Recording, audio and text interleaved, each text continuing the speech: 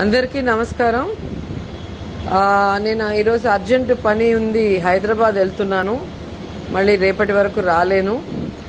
అందరికీ నేను చెప్పాలనుకునేది ఒక్కటే, మీకోసం మీరు గెలిపించిన ఎమ్మెల్యేగా మీ పేరు నిలబెట్టే విధంగా నగిరి నియోజకవర్గ అభివృద్ధి కోసం ఎంత దూరమైనా నేను పనిచేస్తాను. కానీ పార్టీకి ద్రోహం చేసి నాకు వెన్నుపోటు పొడిచి నన్ను 10 మందిలో అవమానపరిచిన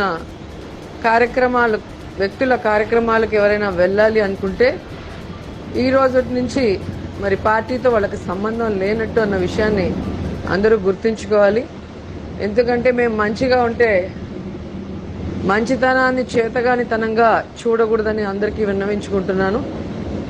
ఈరోజు ఇంత బిజీలో కూడా ఇంత కష్టపడి నగిరి నియోజకవర్గానికి పని చేస్తూ అభివృద్ధి వైపు నడిపిస్తుంటే నగిరి నియోజకవర్గాన్ని దెబ్బతీసే విధంగా, ఎమ్మెల్యేని అవమానించే విధంగా, పార్టీకి వెన్నుపోటు పొడిచే కార్యక్రమాల్లో పాల్గొనే వాళ్ళని ఇక మీదట పార్టీకి దూరంగా పెడతామని కూడా చెప్తున్నాను.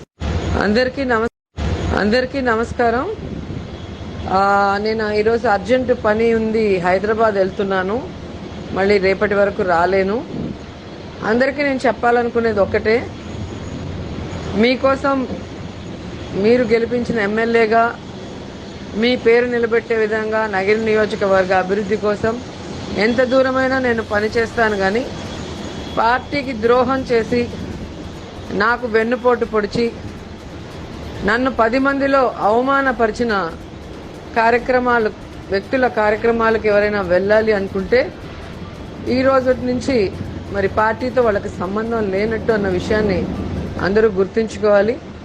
ఎందుకంటే మేము మంచిగా ఉంటే మంచితనాన్ని చేతగానితనంగా చూడకూడదని అందరికీ విన్నవించుకుంటున్నాను.